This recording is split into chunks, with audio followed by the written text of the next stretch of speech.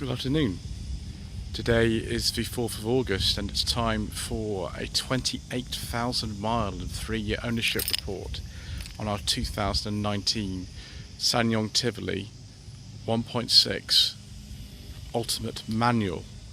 The SsangYong Tivoli is a car that's not very common on our roads, and SsangYong in general in this country only sells something like 100 to 150 cars. So it's not a particularly common name, and recently SsangYong as a company were bought by a fellow Korean firm called the e-XGi Group, and so they might actually rebrand this car the e-XGi Mobility Tivoli, which is a bit strange. In Korea they've already started putting e-XGi badges on the outsides of these cars.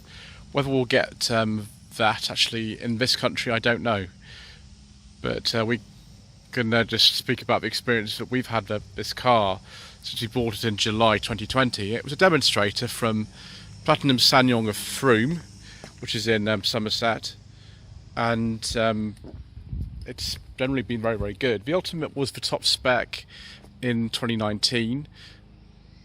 The facelift of Tivoli came in the sort of spring, summer of 2020, so this is a pre-facelift car with the 1.6 normally aspirated engine. I don't know actually whether that engine will come back to this country. There's rumours that it will, because the 1.2 and 1.5 litre petrol turbos that replaced it maybe haven't been as good. I don't know. That's something for perhaps some people who own these cars to actually tell me. I have driven a 1.5 turbo automatic Tivoli, and yeah, it was pretty good, to be honest. One thing about these sort of earlier cars though is they are a little bit on the quirky side, and I'll show you what I mean. So up in the door we've got keyless entry on this Ultimate model. You can see if I sort of get in and put the key somewhere down there, that will do. I'll shut the door in a second as well. That's some of the controls on the dash, and also this gap here, which looks like it's the same size and shape as the Mauser rifle used in the 1965 Eurospy James Bond imitation film Licensed to Kill, with a D on the end as opposed to a License to Kill, which came in '89. Film starring Tom Adams. It's interesting film, that, anyway. But that's what I think that shape is for. It's for a little rifle. Other than that, I don't know. Glovebox is absolutely massive. It's huge in this car. Lucky wheel nut keys and then everything. The facelifted Tivolis don't have the storage area here, and the Glovebox is smaller. They also have a different system for the heating and ventilation controls. When I turn the car on in a second, I'll show you that. But it's a very weird setup initially, but you do get used to it. It does have dual zone climate control, this car, and because it's one of the later pre-facelifts rather than, I think, an HDMI input they used to have here, it's actually got USB and aux, which is quite useful. Right, let me shut this door. So if you want to start up the car, you have to put your foot on the brake and the clutch, which is a bit weird, but there we go, we are on. It's a bit shinier in here than it normally would be. I'll just have to turn the engine off. We don't need that to see most of the functions, hopefully. There we go, the screen is loading up. It sometimes takes a while to load. This, I think, is an 8-inch display. The modern cars have a 10.1-inch display, which, because this is a 2019 car, it comes with Apple CarPlay and Android Auto. Let's turn that off. The earlier cars have a different system in them. This has TomTom SatNav in it as well. It is a little bit slow to load, as you can see, which is annoying.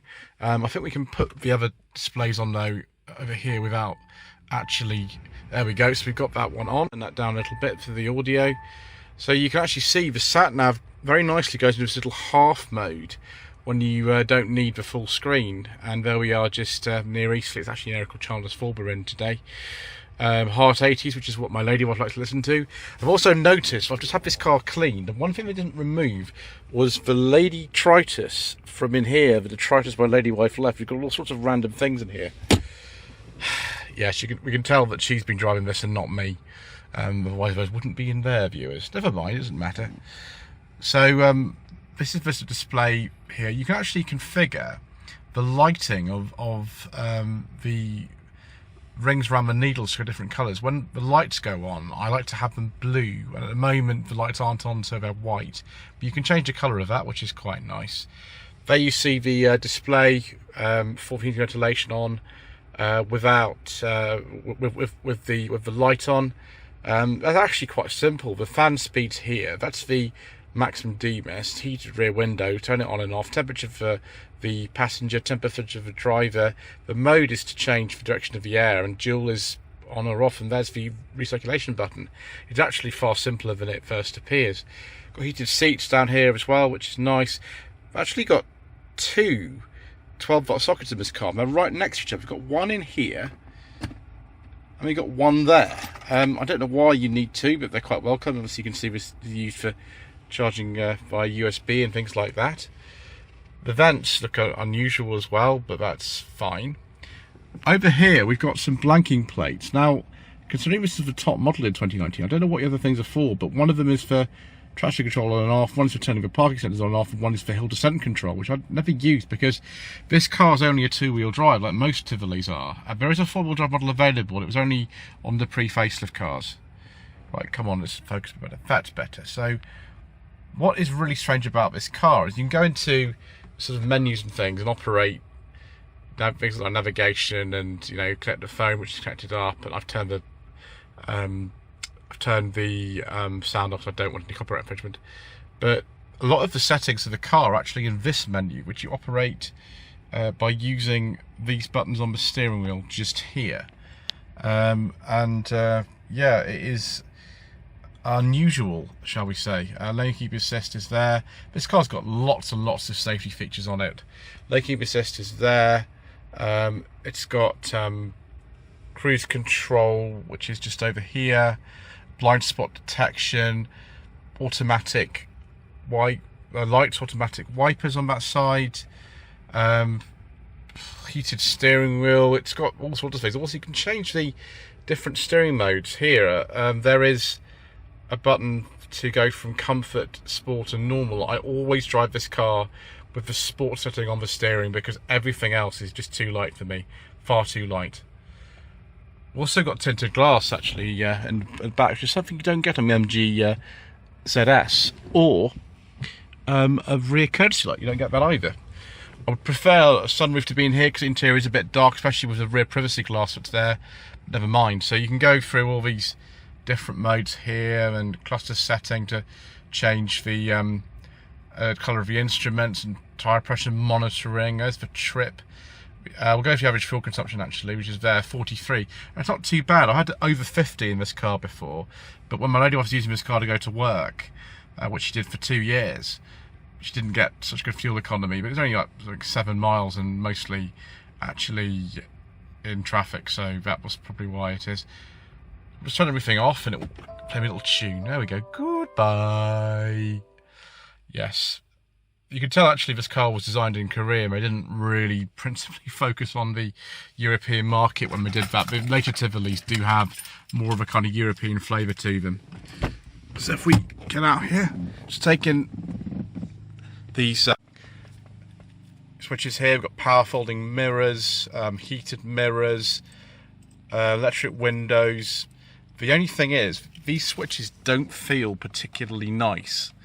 And it's only auto down, not auto up. It's only on the driver's window, which is a bit strange because I've got a car from 2006 as well, and that's got automatic up and down on the driver's window. But never mind. The door cards aren't too bad. There's lots of fabric on there. We've got these open door warning lights on there, which is good. We'll pop the bonnet actually next, and we'll take a look at the engine. So this is a 1.6 petrol engine developing 125 horsepower. It's a very simple engine. It's SsangYong's own design actually, and they provide us both petrol and diesel flavours, although we don't talk about diesels on this channel. Thank you, Mayor of London. This car is actually independently serviced. You can service your Tivoli at any independent VAT registered garage if you want. It is quite hard to find at parts though, because the SsangYong dealers don't want to sell them to the general public. They want to sell them amongst themselves. So what we have to do is find, equivalent to that SsangYong badging on them. This oil filter though was made by MAN, is exactly the same as the SsangYong one. It's just got a MAN logo on it rather than the SsangYong one. It's just stuff like that. Apart from that, they're very easy to service, and actually these cars do tend to be quite dependable in general. There are some faults with them, and there's a very, very popular video on the channel, which I recorded last summer, of all the faults that people had with their Tivolis from the SsangYong Tivoli UK owners group on Facebook, which I'll link to in the description below. But there actually aren't that many, really. It was a good data sample. One thing we have had done on this car is the track rod end on this side has been replaced. For some reason, this car's only 4 years old. It's done 34,000 miles, and yet the track rod end are worn out.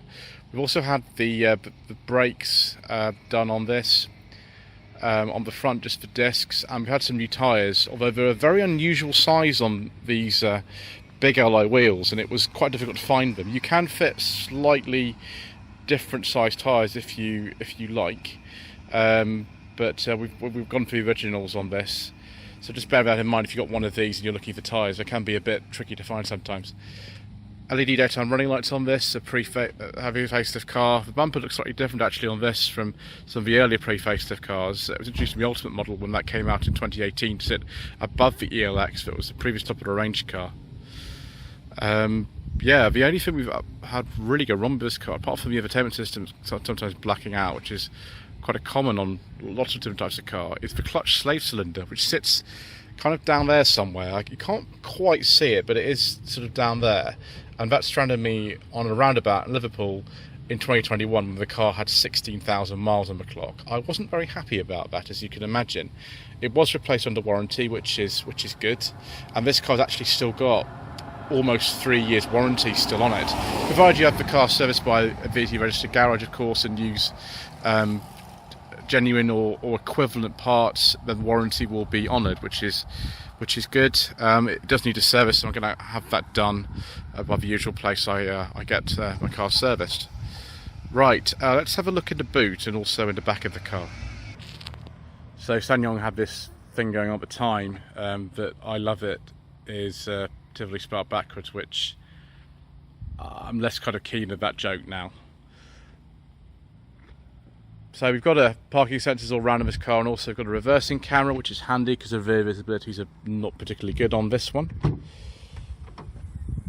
So the boot is anywhere from sort of 350 to about 420 litres. No one's really sure. I've heard so many different things about this. One thing you can do is actually kind of increase or decrease the size of it by moving the backrest of it. But the thing is the reason the parcel shelf or low blind's not in the car is because when I pulled it back once and too violently, I snapped the end off of the low blind. I'm going to have to get it fixed. Like, there you go, here it is. I'm actually going to get one of my friends to 3D print this piece of plastic, because now you can find second-hand ones of these online, the whole low blind, but they're about £120. That's a lot of money, so we're going to have to get that repaired or actually replaced eventually. The base model Tivolis, which were £12,500 on this car, was new. The base Tivoli now is about 20.5 or something, so it's gone up a lot in price. And the 7-year warranty they used to have is no longer active, although it is on this one. So yeah, just bear that in mind if you're looking at one of these. The spare wheel's actually under here, and I think all of these have a spare wheel, which is fantastic. I would not want to buy a car for my own use without a spare wheel, really, but this one has one, which is brilliant. Load lip is quite high on this. You can put the like a sort of false floor in here, or luggage board you can get on some of these, but we didn't actually get one. There's some really interesting kind of bungee storage here, which is good, and you can take these little side bits off, which is also very good. And there's a 12-volt socket in the boot as well, which is brilliant, and some bag hooks. It's a very thought out and practical car, this, really. If we get in the back, we'll see actually it's really good as well. Compared with like a Hyundai Kona, which was equivalent to one of these, there's so much space in this. I've got my driving seat in my driving position. I'm about 5'11". I get straight in, no problem. Plenty of knee room, funny bungee things as well. That would be missing for as long as we know. I don't know where that is. But big door pockets in here. Quite heavy window tinting, as you can see the difference, particularly on camera, between them. And there's a Central armrest, you don't get that on an MG One thing I really would like to see is rear USB port, which doesn't come on this pre-facelift model. But this is actually genuine leather upholstery as well. You know, when these cars were new, this model cost £19,000. We didn't pay that, of course, for this. We paid considerably less than that. And I've just had this car valued, and actually it's still worth around £8,000 if it was to go to a dealer today. I don't know if we want to do that actually at the moment, because this is a really, really good car. And really the only failure on it has been that clutch slow cylinder, which was annoying. But we still really like this. It's a little bit firm riding, probably something to do with the size of these wheels. And the facelifted cars do actually have a better ride and better handling because they were developed at SsangYong's technical centre in Barcelona, I think it is. But this is fine. Very comfortable long journeys. Stereo's good. Android Auto helps with maps and things like that. And the driving position is really good. So overall, we're pretty happy with this car. So thank you ever so much indeed once again for watching. Please don't forget to subscribe to the channel, like the comment below, and we shall see you again soon for more surprisingly relevant information.